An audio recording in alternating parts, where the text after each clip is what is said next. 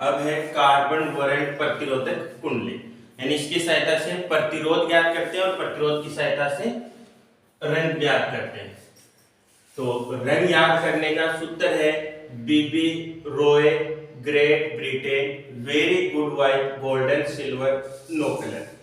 पहले वाले बी का मतलब रंग में देखें तो ब्लैक, दूसरे वाले बी का ब्राउन यानी भूरा, आर तीसरा रेड लाल, चौथा ओ ऑरेंज नारंगी, वाई येलो पीला, ग्रेट मतलब ग्रीन।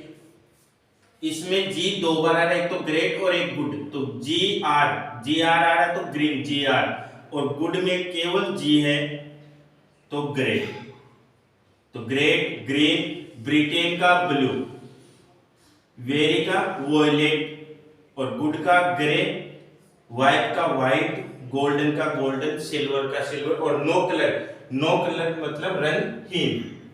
इनके अंक होते हैं 0 से स्टार्ट करते हैं, तो ब्लैक का अंक होता है 0, ब्राउन का 1, रेड का 2, orange 3, yellow 4, green 5, blue 6, violet 7, grey 8, white 9, और नीचे वाले तीनों का कोई अंक नहीं होता। जो जितने नंबर पे आता है उसमें से एक कम कर देंगे तो उनके अंक बढ़ जाएंगे। जैसे ग्रेट है वो 6 नंबर पे आ रहा है, 6 नंबर पे आ रहा है तो एक अंक कम करना है और अंक बन जाएगा 5। इसी प्रकार से गुणक यानी जो अंक है उसको 10 की घात लगा देंगे, तो 0 10 की घात 0, 1 10 की घात 1, 2 को 10 की घात 2, 3 को 10 की घात 3, और जितने भी रंग हैं इनके संयोजकता नहीं होती, केवल किसकी होती है गोल्डन यानी सुनहरा, सिल्वर यानी चांदी सा, और नो कलर यानी रंगीन, इन तीनों की संयोजकता होती है। और यदि कुंडली दे रखी है, कुंडली से प्रतिरोध ज्ञात करना है, तो उसका सूत्र होता है ए बी गुणा सी प्लस माइनस डी प्रतिशत ओ। तो ये कैसे ज्ञात करते हैं, देखो ये कोई कुंडली है,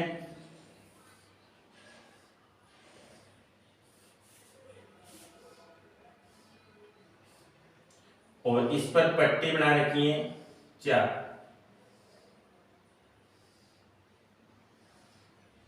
तीन और ये 4।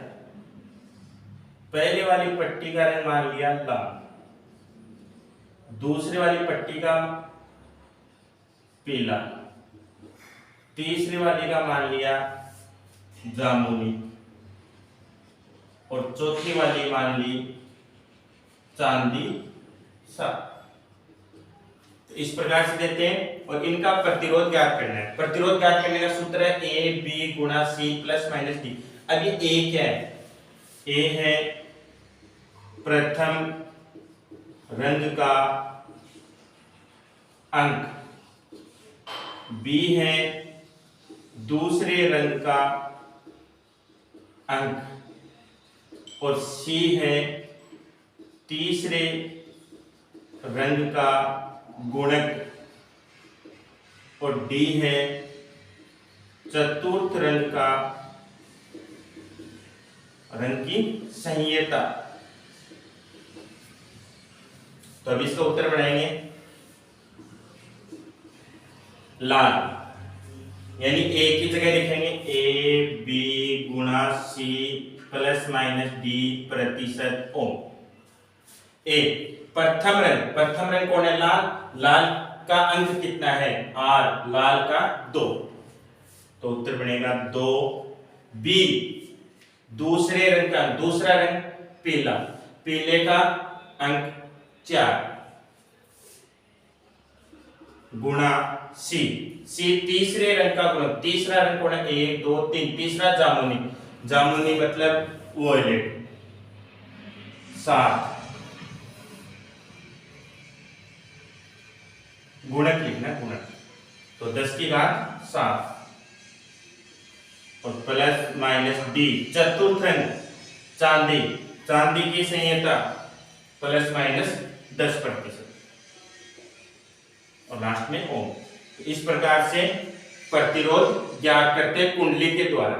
और यदि प्रतिरोध दे रखा है फिर रंग ज्ञात करना है, जैसे 5 6 0 ओम, यानी 560 ओम दे रखा है, तो पहले तो इसको गुणक के रूप में लिखेंगे।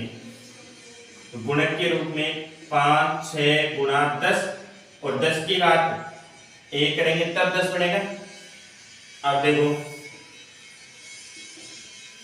5 यानी ए है, ए की जगह कौन आता है? प्रथम रंग का अंक। तो अंक दे रखा है तो रंग लिखना है प्रथम रंग। तो 5 पे ग्रे यानी हरा। बी पे 6, बी का मतलब दूसरे रंग का अंक। तो अंक दे रखा है, रंग लिखना है तो 6 नंबर पे ब्लू यानी नीला। गुणा सी यानी तीसरे रंग का गुणक। गुणक दे रखा है 10 की घात 1। तो गुणक दे रखा है तीसरा रंग 10 की घात 1 ब्राउन यानी भूरा। अब आगे अपने को संयंत्र दे नहीं रखी है तो केवल 3 ही रंग होंगे इस कुंडली में, तो हरा नीला और भूरा। इसी प्रकार से जैसे ये बोल दे कि 2 kilo ohm 2 plus minus 20% kilo ohm, यदि इस प्रकार से दे तब कैसे सोल्व करें? तो पहले किलो, किलो का मतलब होता है अपने 1000, तो इसको बदलेंगे यानी किलो ओम को ओम में बदलना है। ओम में बदलेंगे तो 2 किलो का मतलब 1000 यानी 10 की घात 3 प्लस माइनस 20% ओम, ये बन गया अपना प्रतिरोध। अब इसको सरल करना है रंग में। तो 2 यानी कि प्रथम ए दे रखा है, ए प्रथम रंग का अंक दे रखा है प्रथम रंग। 2 पे कौन आता है? रेड यानी लाल। बी नहीं दे रखा तो छोड़ो। सी 10 की घात 3, 10 की घात 3 किसका होता है गुणक? ऑरेंज यानी नारंगी, नारंगी। और प्लस माइनस 20%, 20% किसका है? नो कलर यानी रंगहीन। तो लिखो तो ठीक है, नहीं लिखो तो ठीक है। तो लाल नारंगी, तो इसका रंग क्या होगा? 2 प्लस माइनस 20% किलो ओम प्रतिरोध का रंग पूछे पट्टिकाओं का तो लिखना है लाल नारंगी। तो इस प्रकार से अपने को कुंडली दी जाती है, कुंडली पे रंग लिख दिए जाते हैं, उनका प्रतिरोध ज्ञात करते हैं। तो इसी सूत्र से ज्ञात करते हैं। यदि इसका उल्टा प्रतिरोध दे दे और रंग ज्ञात करना हो तो इस प्रकार से ज्ञात करते हैं। ठीक है,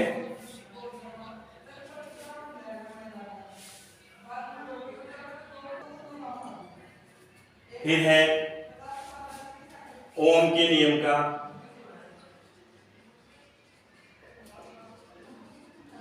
का सूक्ष्म रूप, कि इसका भी सूत्र कई बार पूछ लिया जाता है। ओम के नियम का सूक्ष्म रूप वो क्या होता है?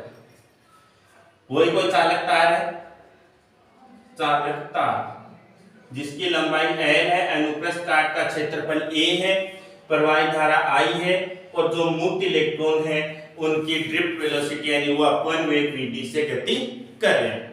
तो हम जानते हैं धारा और अपवन वेग में सूत्र याद अपने को I बराबर NeAVD, NeAVD। अब Vd अपवन वेग का भी सूत्र याद है eV टो बटा NL, याद रखते। तो बढ़ जाएगा I बराबर NeAEV टो बटा NL। तो I बराबर NE स्क्वायर तो बटा M V बटा L इंटू A। इनको अलग अलग रख दिया। A को दूसरी तरफ भेजेंगे तो बाद में, यानी I बटा A बराबर NE स्क्वायर तो बटा M V बटा L। अब देखो V विभव बटा L दूरी, विभव बटा दूरी क्या होती है? विद्युत क्षेत्र की तीव्रता E, और I बटा A बटा A इकाई क्षेत्रफल उपस्थित धारा को धारा घनत्व कहते हैं। क्या कहते हैं? धारा घनत्व। यानी V बटा L तो क्या बन जाता है? विभव बटा लंबाई दूरी यानी विद्युत क्षेत्र की तीव्रता, I बटा A इकाई क्षेत्रफल में विद्युत धारा धारा घनत्व बनती है। तो सूत्र याद रख देंगे। तो J बराबर m E स्क्वायर टो बटा m E, ये बढ़िया। अब देखो m E स्क्वायर टो बटा m भी सूत्र होता है किसका, चालकता का, m E स्क्वायर टो बटा m बराबर सिग्मा, ये मान याद रख देंगे। तो J बराबर सिग्मा E। तो पूछ लिया जाता है धारा घनत्व, चालकता और विद्युत क्षेत्र की तीव्रता में संबंध दर्शाने वाला ऑप्शन, तो क्या हो जाएगा, J बराबर सिग्मा E। सदिश रूप में लिख देंगे तो J वेक्टर बराबर सिग्मा E वेक्टर। सिग्मा क्या होती है, प्रतिरोधकता का व्युत्क्रम है, वो चालकता होती है। तो सिग्मा की जगह 1/ρ लिखेंगे। तो J बराबर 1/ρe, रो बाद में दूसरी तरफ गुणा में, तो E बराबर ρj। सदिश रूप में लिख देंगे J वेक्टर E वेक्टर, यानी E वेक्टर बराबर ρj वेक्टर। ये भी पूछ लिया जाता है कि प्रतिरोधकता, विद्युत क्षेत्र की तीव्रता और धारा घनत्व में संबंध, तो दर्शा देंगे E वेक्टर बराबर ρj वेक्टर या फिर J वेक्टर बराबर सिग्मा E वेक्टर। तो ये था ओम के नियम का सूक्ष्म रूप। फिर निकालते हैं, कई बार न्यूमेरिकल पूछे जाते हैं इस पर, ताप प्रसार गुणांक, जिसको अल्फा से डिनोट करते हैं। देखो एक तो है RT यानी T डिग्री सेंटीग्रेड पर प्रतिरोध, RT क्या है, T डिग्री सेंटीग्रेड पर प्रतिरोध। एक है R0 यानी कि 0 डिग्री सेंटीग्रेड पर प्रतिरोध, जिसको R0, तो 0 डिग्री सेंटीग्रेड पर प्रतिरोध तो बोलते हैं R0 और T डिग्री सेंटीग्रेड पर प्रतिरोध को बोला जाता है RT। इन दोनों का जो डिफरेंस, जो अंतर है, वो किस पर डिपेंड करता है, समानुपाती होता है 0 डिग्री सेंटीग्रेड प्रतिरोध पर। एक और कि इनका जो अंतर है यानी RT माइनस R0 समानुपाती डेल्टा T, यानी तापांतर, कि T degree centigrade minus 0 degree centigrade का जो अंतर होता है वो भी दोनों तापांतर पर प्रतिरोधों के अंतर के समानुपाती होता है। इन दोनों को संयुक्त रूप से लिखेंगे तो समीकरण 1 व 2 से RT माइनस R0 बराबर R0 डेल्टा T। समानुपाती का चिन्ह हटेगा, एक नियतांक आएगा, RT माइनस R0 बराबर alpha R0 delta T। Alpha क्या है, ताप प्रसार गुणांक, माइनस का R0 दूसरी तरफ भेजो तो RT बराबर R0 plus alpha R0 delta T। R0 यहां से कॉमन ले लेंगे तो RT बराबर R0 1 plus alpha delta T। R0 गुणा में है, दूसरी तरफ भेजेंगे तो RT बटा R0 बराबर 1 plus alpha delta T। Plus का एक है, दूसरी तरफ भेजेंगे तो माइनस का, तो RT बटा R0 माइनस 1 बराबर अल्फा डेल्टा T। लघुत्तम लेके सरल करेंगे तो RT माइनस R0 बटा R0 बराबर अल्फा डेल्टा T। निकालना क्या था, ताप प्रसार गुणांक अल्फा का सूत्र, तो डेल्टा T गुणा के दूसरी तरफ भेजेंगे तो अल्फा बराबर RT माइनस R0 बटा डेल्टा T और R0। यह आ जाएगा ताप प्रसार गुणांक। मात्रक बनाए तो मात्रक RT प्रतिरोध माइनस प्रतिरोध, प्रतिरोध में से प्रतिरोध को घटाते हैं तो प्रतिरोध आता है यानी ओम, बटा R0 प्रतिरोध यानी ओम, बटा ताप केल्विन या डिग्री सेंटीग्रेड, जो भी इच्छा हो। ओम से ओम कट गया केल्विन ऊपर जाएगा तो माइनस का 1 यानी केल्विन इनवर्स। तो इसका मात्रक क्या होता है?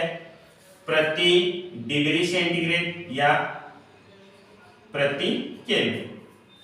तो प्रतिरोध ताप प्रसार गुणांक का मात्रक प्रति डिग्री सेंटीग्रेड या प्रति केल्विन होता है, या फिर डायरेक्ट लिख सकते हैं डिग्री सेंटीग्रेड इनवर्स या केल्विन इनवर्स। विमा बनाओगे तो k - 1 हो जाएगी। यह था ताप प्रसार गुणांक यानी RT - R0 समानुपाती R0, RT - R0 समानुपाती डेल्टा T, यानी दोनों का जो तापांतर है वो 0 डिग्री सेंटीग्रेड ताप प्रतिरोध के समानुपाती होता है, और दोनों प्रतिरोधों का जो अंतर है वो तापांतर के समानुपाती होता है। दोनों को संयुक्त रूप से लिख देंगे तो RT - R0 समानुपाती R0 डेल्टा T। समानुपाती का चिन्ह हटेगा, नियतांक आएगा अल्फा, जिसको ताप प्रसार गुणांक कहा जाता है। प्लस का माइनस का R0 था, दूसरी तरफ भेजा प्लस का बन गया। R0 कॉमन ले लिया तो 1 plus alpha delta T, R0 को बाद में भेज दिया तो 1 plus alpha delta T, plus का 1 माइनस में भेजा, लघुत्तम लिया, सरल किया तो RT - R0 बटा R0 बराबर alpha delta T। Delta T गुणा में भाग में भेज दिया तो अल्फा का मान आ गया। यदि R0 यानी 0 डिग्री सेंटीग्रेड पर प्रतिरोध कितना है? 1 ओम, और डेल्टा T यानी तापांतर कितना है? 1 डिग्री सेंटीग्रेड, तो अल्फा यानी ताप प्रसार गुणांक क्या बन जाएगा? RT - R0 यानी ताप प्रसार गुणांक है, यदि 0 डिग्री सेंटीग्रेड पर प्रतिरोध 1 ओम है और ताप को 0 डिग्री सेंटीग्रेड से 1 डिग्री सेंटीग्रेड यानी केवल ताप में वृद्धि 1 डिग्री सेंटीग्रेड की कर दी जाए, तो ताप प्रसार गुणांक है वो दोनों तापों पर प्रतिरोध के अंतर के बराबर होता है। मात्रक याद रह जाएगा, डिग्री सेंटीग्रेड इनवर्स या केल्विन इनवर्स होता है।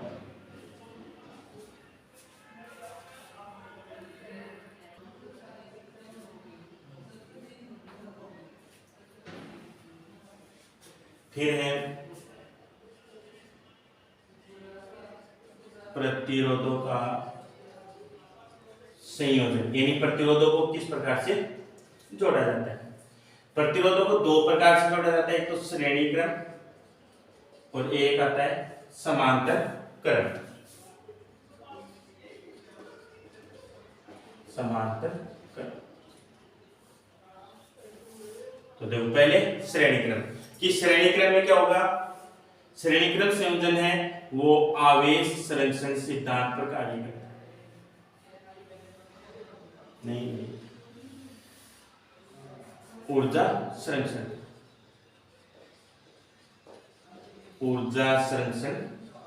सिद्धांत, और समांतर क्रम है वो आवेश संरक्षण सिद्धांत पर आधारित है। तो श्रेणी क्रम संयोजन है वो तो ऊर्जा संरक्षण सिद्धांत पर है, और समांतर क्रम है वो आवेश संरक्षण सिद्धांत पर आधारित है। श्रेणी क्रम में धारा I है वो तो समान रहती है और विभवांतर V असमान। ठीक, इसका उल्टा समांतर क्रम संयोजन में धारा I तो असमान और विभव V समान रहता है। डायग्राम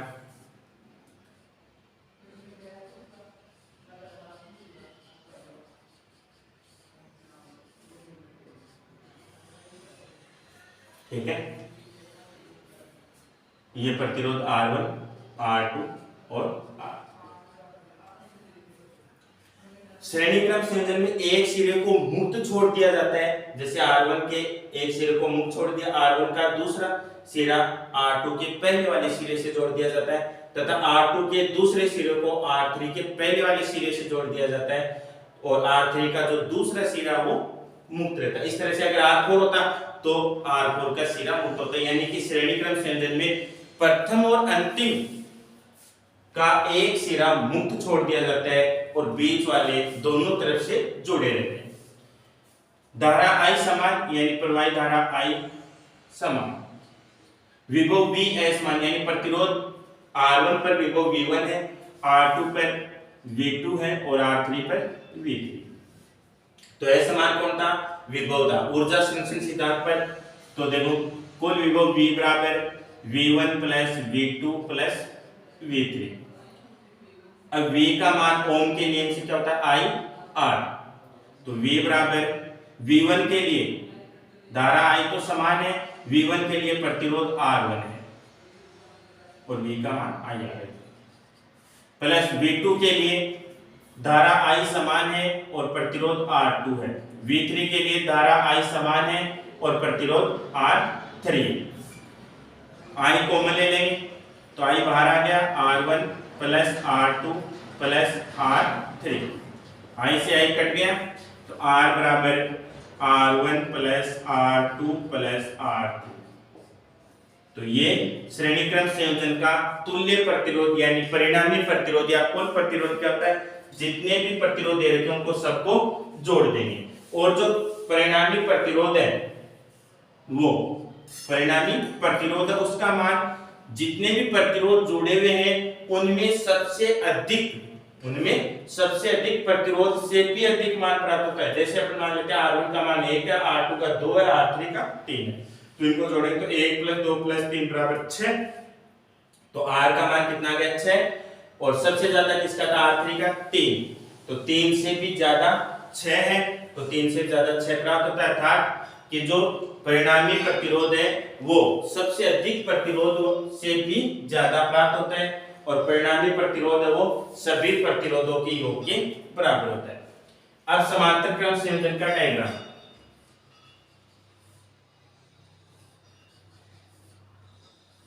इसमें किसी भी प्रतिरोध का सिरा मुक्त नहीं रहता, उसमें तो क्या था प्रथम और अंतिम दोनों के सिरे मुक्त थे, इसमें सभी सिरे एक दूसरे से जुड़े रहते हैं, यानी प्लस वाला प्लस से माइनस वाला माइनस से। इसका प्रतिरोध R1 R2 और R3। समांतर क्रम संयोजन में धारा असमान रहती है, यानी पहले वाले प्रतिरोध में धारा I1 प्रवाहित होगी, दूसरे वाले में I2 और तीसरे वाले में I3, और विभव भी सब में समान रहता है। तो असमान कौन है धारा, तो कुल धारा I बराबर I1 plus I2 plus I3। ओम के नियम से I का सूत्र क्या होता है V बटा R, तो V बटा R बराबर I1 के लिए विभव V समान है, प्रतिरोध R1, I2 के लिए विभव V समान है, प्रतिरोध R2, I3 के लिए विभव V समान है, प्रतिरोध R3। V कॉमन ले लेंगे तो V 1 बटा R1 प्लस 1 बटा R2 प्लस 1 बटा R3, V से V कट गया, 1 बटा R बराबर 1 बटा R1 प्लस 1 बटा R2 प्लस 1 बटा R3, यानी कि प्रतिरोधों के समांतर क्रम संयोजन में तुल्य प्रतिरोध का व्युत्क्रम यानी 1 बटा R को बोलते हैं व्युत्क्रम, प्रतिरोध का व्युत्क्रम मान है वो सभी प्रतिरोधों के एक लगाओ बटा में, तो व्युत्क्रम मानों के योग के बराबर होता है। तो तुल्य प्रतिरोध का व्युत्क्रम मान किसके बराबर होता है, सभी प्रतिरोधों के व्युत्क्रम मानों के योग के बराबर होता है, और जो परिणामी प्रतिरोध का मान है वो सबसे कम प्रतिरोध से भी कम प्राप्त होता है, जबकि श्रेणी में सबसे अधिक से भी अधिक प्राप्त होता है, और समांतर में तुल्य प्रतिरोध का मान सबसे कम प्रतिरोध से भी कम प्राप्त होता है। यदि समांतर क्रम संयोजन में तुल्य प्रतिरोध के दे रखे हैं, यानी R1 R2 R3 ये प्रतिरोध यदि समान परिमाण के हों, तो जैसे 1 बटा 1 प्लस 1 बटा 1 प्लस 1 बटा 1, तो 3 बटा 1 यानी 1 बटा 3 समान हो, समान प्रतिरोध है तो R तुल्य बराबर प्रतिरोध बटा प्रतिरोधों की संख्या, यानी कि R बटा N।